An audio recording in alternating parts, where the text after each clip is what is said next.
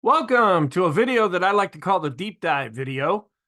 I need to explain this title. Every week I do a number of videos. I do a video each day. I do a weekly video. I do an intermarket analysis video. And then the last video each week, I go through all of the daily charts and I pick out those charts that maybe I didn't talk about at all during the past week. I also have some additional charts that are unique just to this video. The idea behind this is we can look a little more disjointed at some charts to see if we can get any insight as to what's happening in the market right now. This is being prepared for Monday, January 8th. The first chart is a chart of the VIX, and this is also known as the fear gauge. When this goes up, that means fear is very high. When this goes down, that means that fear is very low. Typically, what is used is a static range, 12 to the downside, 20 to the upside. Well, you can see by this chart that it doesn't always stay within that range. What I've done is the VIX is on here, but then I turned it invisible. And then over top of that, I have a 50-period exponential moving average. This is also a long-term chart going back to 2004.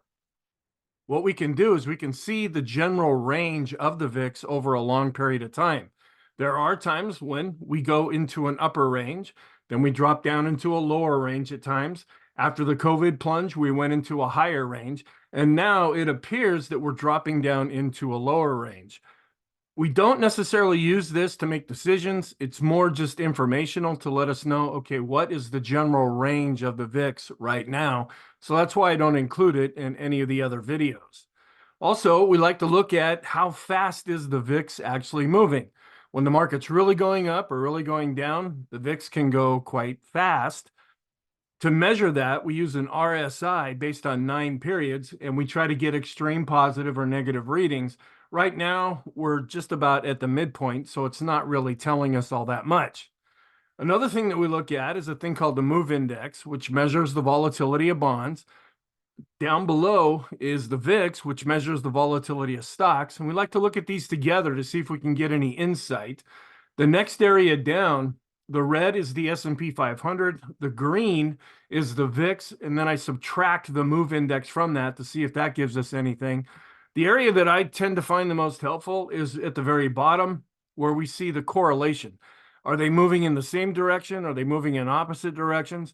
Right now, we're seeing the relationship between the two get stronger as they tend to go in the same overall direction. So if bonds are going down, stocks are going down, and vice versa, at least to a degree. Then we do a ratio between the VIX and the MOVE Index that I just showed you. And when this is going up, that means that stocks are more volatile than bonds. When this is going down, that means that bonds are more volatile than stocks. Then we do another ratio of the VIX and then another indicator of the VIX called the VVIX, or the volatility of the VIX, just to get an idea of how this is moving.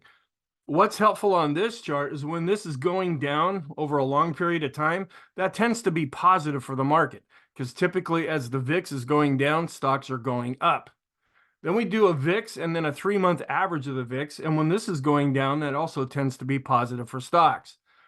Then we have another kind of measure like the VIX called the skew index, where the VIX looks at the money options. The skew index looks at out of the money options.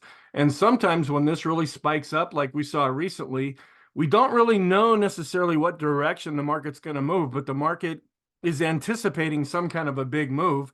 And then when we come back down, then that's typically when we see the move. And sometimes this marks a top, sometimes a bottom. Other times, like the last signal that we had, it was a continuation of the uptrend that we've been seeing. Then we look at a long-term chart of the equity put call ratio based on 5 periods. I show a shorter term version of this chart in every video. When this is going down, that tends to be positive. When this is going up, that tends to be negative. Right now, we're not really getting any kind of an extreme reading, so I haven't been showing this longer term chart.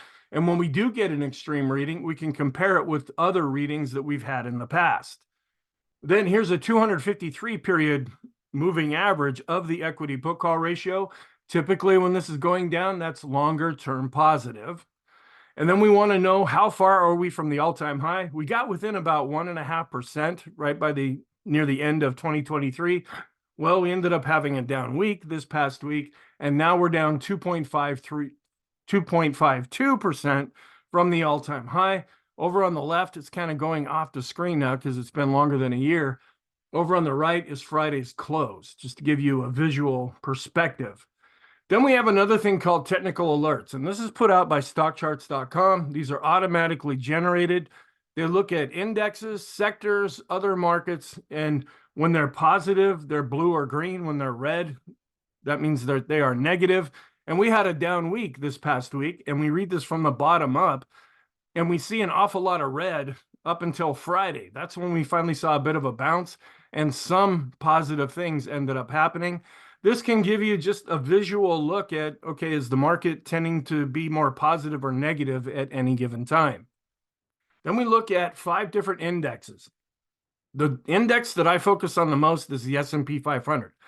All the strategies that I do, all the strategies that I teach, they're all based on the S&P 500. But we also want to look at other indexes. So we look at the Dow, we look, of course, at the S&P 500, we look at the NASDAQ 100. We also look at the mid caps and the small caps. Stock Charts has this tool to rate them on a score of 0 to 100. The higher the number, the better the score. And this is an unemotional way of being able to say, okay, this chart is actually looking good or it's not looking good. And then I rank them from the number 1 spot, which right now is the Dow. That's the diamonds for the Dow Jones Industrial Average, the ETF. And it's coming in at 92.9. And it has been holding up better than some of the rest of the market has over this past week. In second place are the QQQs, which saw a little bit of a tick up on Friday. For most of 2023, this is the index that was the strongest. It was well up into the 90s. And you can see here's a historical score of this chart over a period of time. But it did come down as we saw some weakness into early 2024. Even though it bounced back up on Friday, and it's coming in at 80.4. In third place is the S&P 500, which also spent a lot of the year doing a little bit better. That's because there's a lot of the mega cap stocks that make up the NASDAQ 100. They're also included in the S&P 500, and that has helped the major indexes to hold up better in 2023. Well, we saw a little bit of weakness and then a bit of a tick up in Friday's session, and it's coming in at 71.5. Then what had been doing really well were the small caps. This is the IWM. This is the Russell 2000 small cap ETF.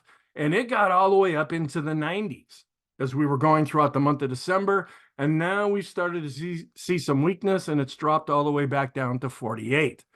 Then in last place are the mid caps, and they tended to hold up quite a bit better in 2023.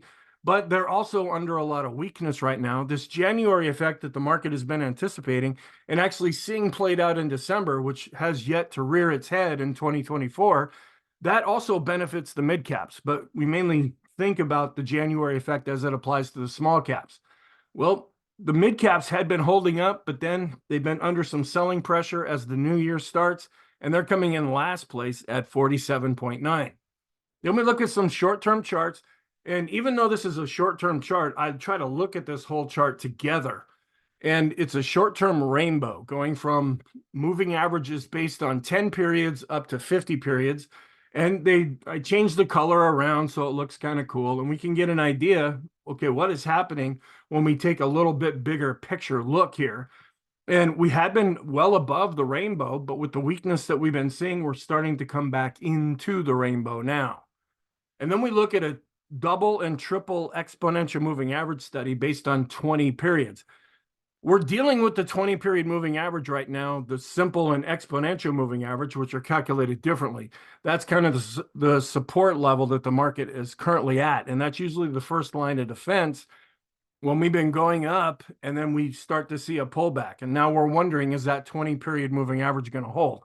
This is a different calculation, and you'll actually see a different looking chart right here where we actually started to fall below this, and these lines are starting to turn down. So this is a little bit more negative in the short term. Then we have a number of different short-term indicators that we look at. A lot of them are giving us oversold indications right now since we ended up having a down week. One of the indicators that's not on the list yet is the CCI based on 20 periods. I also have a CCI based on 14 periods. That's on the extreme negative list. This one is dropping below the midpoint, and it is negative, but it hasn't gone extreme negative yet. Then another indicator that I developed years ago, and then just a few years back, I actually came up with a name while I was attending a webinar. This measures how far is price either above or below certain moving averages. The top area is a 20-period moving average.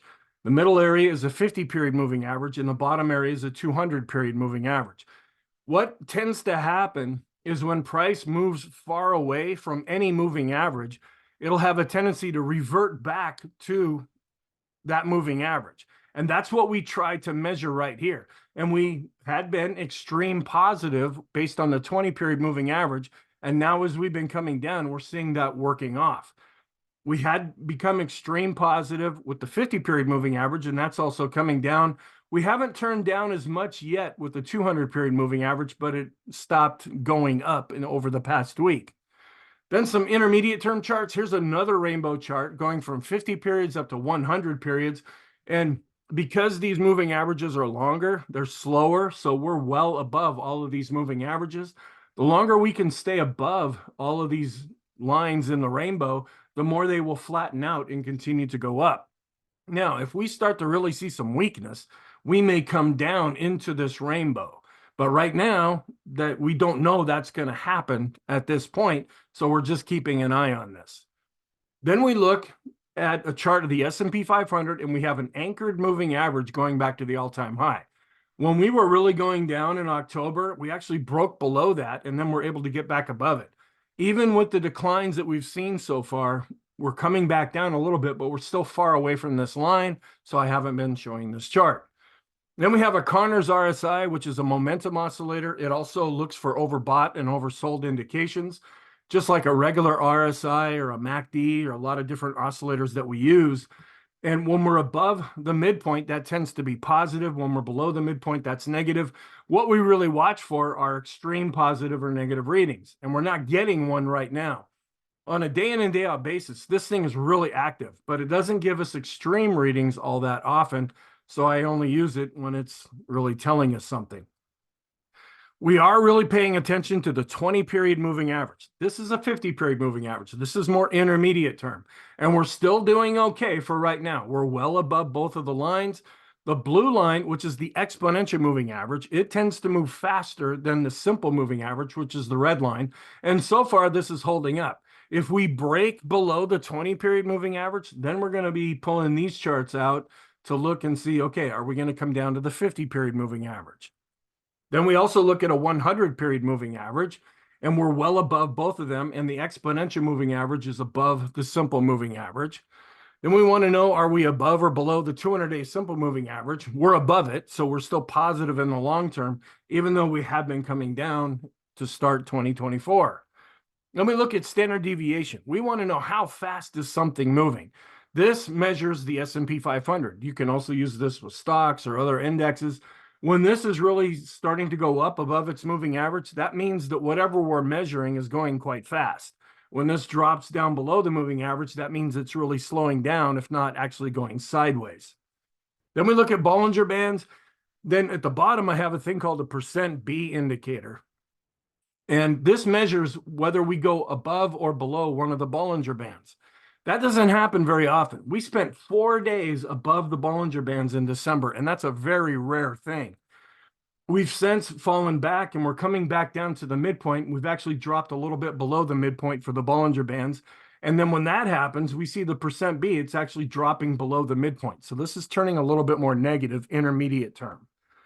Then we have a CMB composite index, which is supposed to be a standalone trading system, but I use this like an oscillator. We spent pretty much the whole month of November and a lot of December being extreme positive. Now we're dropping back down. We have not gone extreme negative yet, but this is looking more negative right now.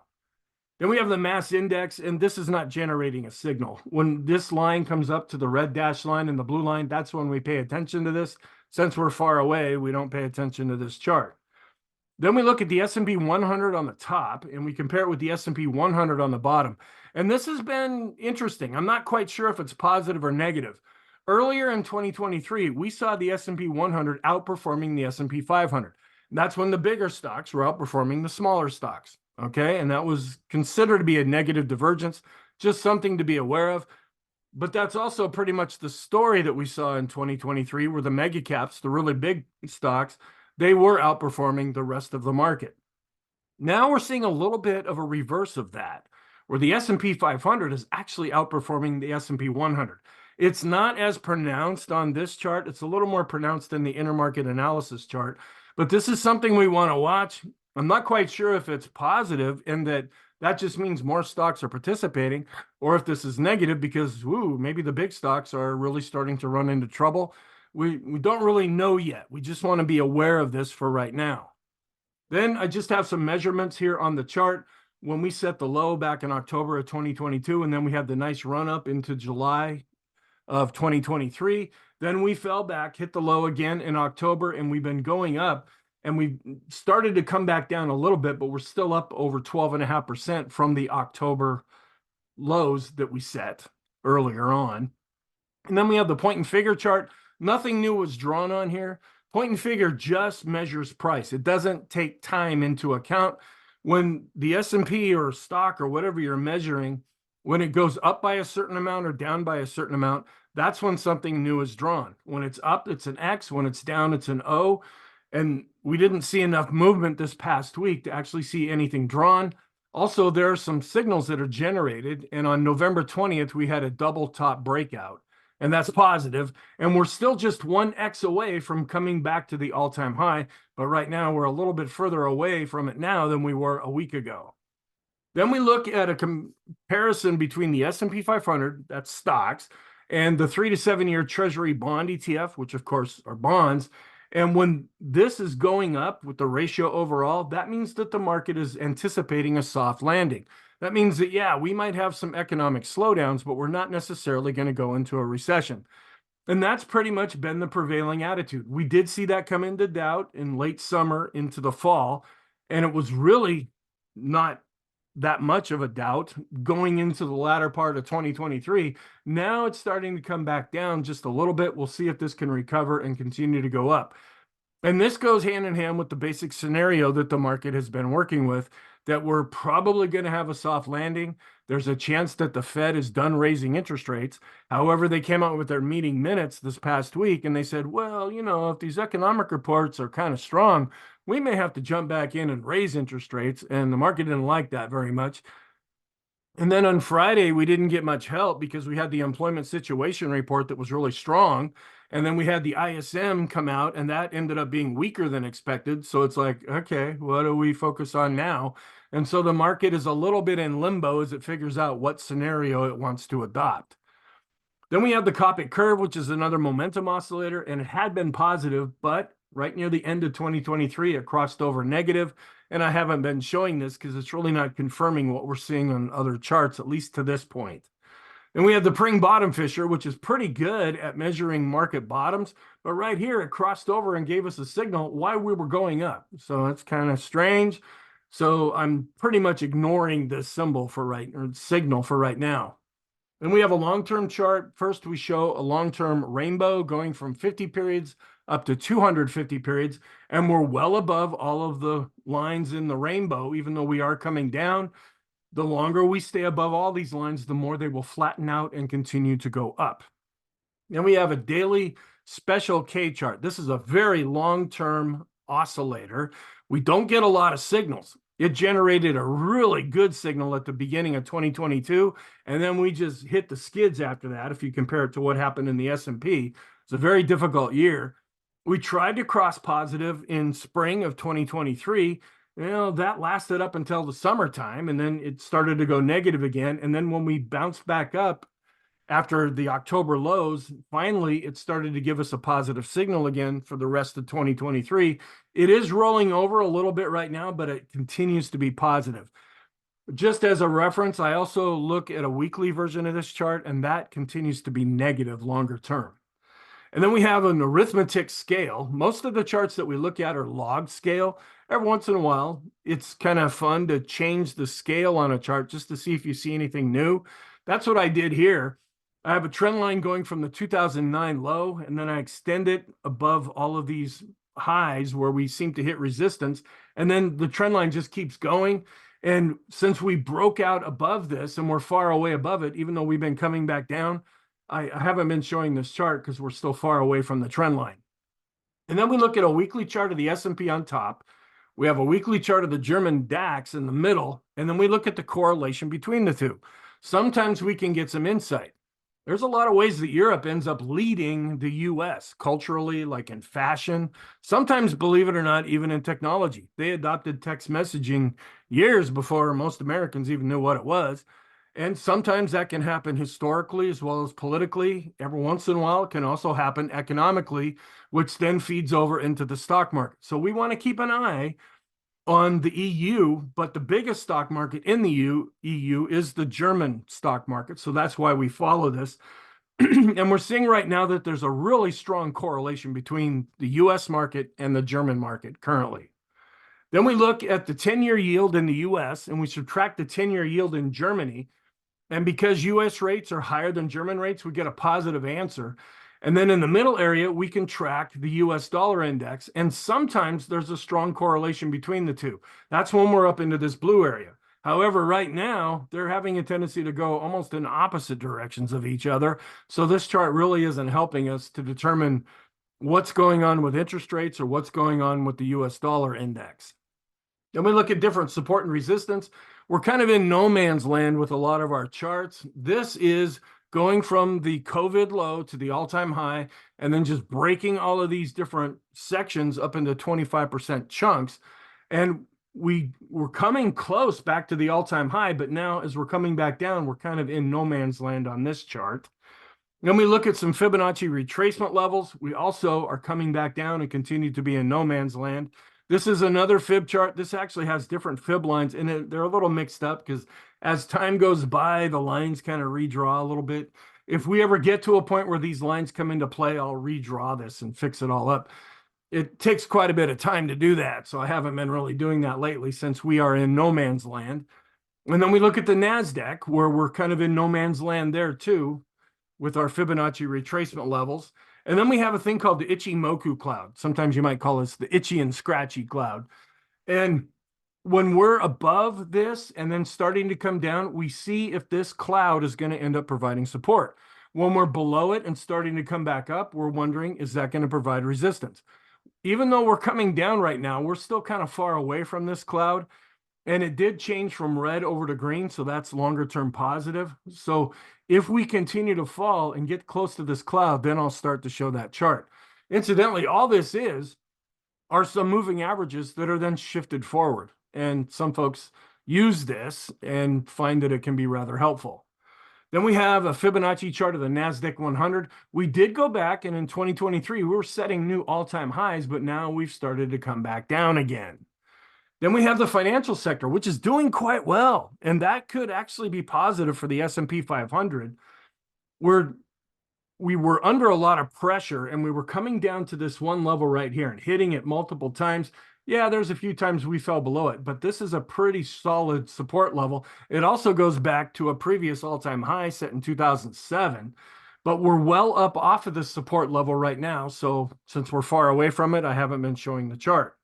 Then we have a trend line study, and as long as we don't fall much more, I probably won't bring this chart back up. I was really relying on this heavily as we were navigating through 2023, but then we broke above this whole mess that we had been dealing with. And as long as we stay above it, I might try to redraw this at some point. But right now, this chart as it is really isn't helping us all that much. Then we have some broad market measures. This is the Vixen, which is the VIX for the NASDAQ 100. I mainly look at the line chart down below, showing that even though we've been ticking up lately, overall fear has been decreasing with the NASDAQ 100. This is a ratio between the QQQs and the diamonds, showing that they have a really strong correlated relationship right now. If one's going up, the other one's probably going up as well. If one's going down, the other one's probably going down as well. The bank ETF showing a lot of improvement. It really fell last March, then went sideways for a lot of 2023, and now is starting to show some strength, enough to see a golden cross here. We've been chopping sideways lately, but this has been showing some improvement. And then we look at an ETF of the regional banks and we compare it with the financial sector. And the financial sector is doing a lot better. And the fact that the regional banks actually are showing a golden cross here with this ratio, that means the regional banks are also improving even better. But they have seen some recent weakness as we enter into 2024. Rate of change charts, these are mainly for information. This is 250 periods. Where are we at now? And then going back 250 periods and then measuring, have we been going up or down since then? Here's another chart showing that same basic thing going back to 1980. I just use these for informational purposes. Then keeping an eye on bonds. The blue line here is the TLT. That's the long-term bond ETF. And the red line is the S&P 500. And we want to see, okay, over a longer period of time, what's their correlation? Do they have a tendency to go in the same direction or different directions? And it's still pretty strong. They're going in the same direction. Then we look at a shorter term version of that over 10 periods, and they had been really getting weaker in their relationship, their short-term relationship. Now it's starting to get stronger again as we're seeing bonds and stocks tend to move based on price in the same direction at the same time. Then here's the correlation between the QQQs and the long-term bond ETF. This also has a really strong correlated relationship. So they're probably going in the same direction at the same time. Here's the yield curves. The ones that are most important, the ones that most of the market follows, are the 10 to the 2-year, and we're still inverted, and we're starting to go back down now. This started after October when interest rates started to go back down. And we also look at the 10 to the 3-month. That's also going back down. I have a couple of other yield curves that are plotted on here, but they're not, the market doesn't really hang on those. It's the 10 to the 2 and the 10 to the 3-month that they really pay attention to. Then I have a thing called possible positive scenarios. And a lot of these charts I've been using in the daily videos. This one I haven't. This is a study where we take the percent of stocks in the S&P 500 that are above their 200-day simple moving average. When we're really moving here, this can be used like an oscillator. It can give us an overbought or extreme positive reading. It can also give us an extreme negative reading. When we're above the midpoint and going up, that tends to be positive. Even with the down week, we're still positive here, but we have fallen back just a little bit in the latest reading. Then we have a 19-day exponential moving average of the advanced decline ratio. We had become extreme positive based on price and volume, and now we're starting to fall back. We're still positive now because we're above zero with both charts, but if we fall below zero, that would turn things more negative. This is intermediate to longer term, either positive or negative. So thank you. I hope you found this helpful. Please feel free to check out some of the other videos that I post. They're meant to all be used together, and I know they're longer and all that stuff, but I'm trying to give you the best information that I know how to give, and I hope you find it useful. In spite of that, or in addition to that, I hope you have a very good weekend, and I will talk to you in the next video.